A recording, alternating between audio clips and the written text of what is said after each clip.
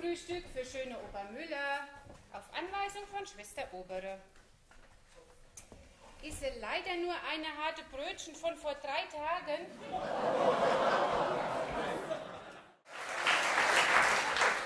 Aber Fatima hat ein Vesperbrot dabei. Fladenbrot mit Ziegenkäse und Knoblauch.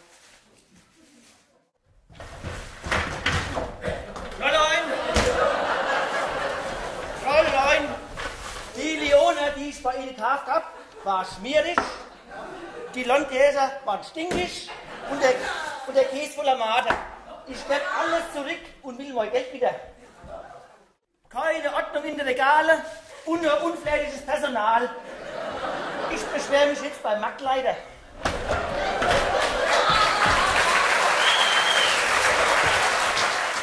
Unser Owner soll das fressen. Das soll fressen, wer will, aber ich nicht.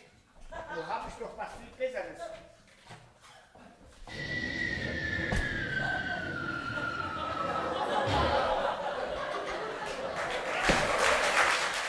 Gute Morgen, Herr Müller, schön, dass ich kurz stören. Oh, Frau Bischler, Sie schon wieder.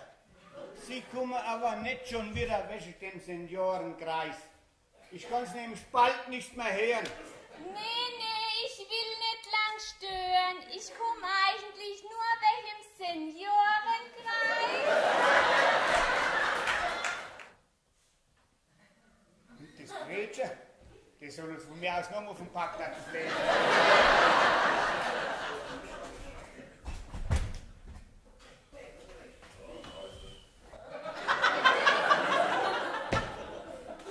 In den Matsch gefallen.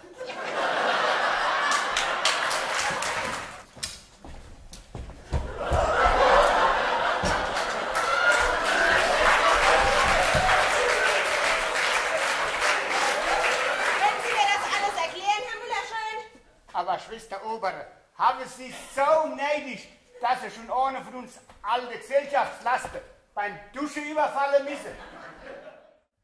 Sehen Sie, Schwester Oberin, ich habe extra eine ADAC-Musik mitgeschrieben.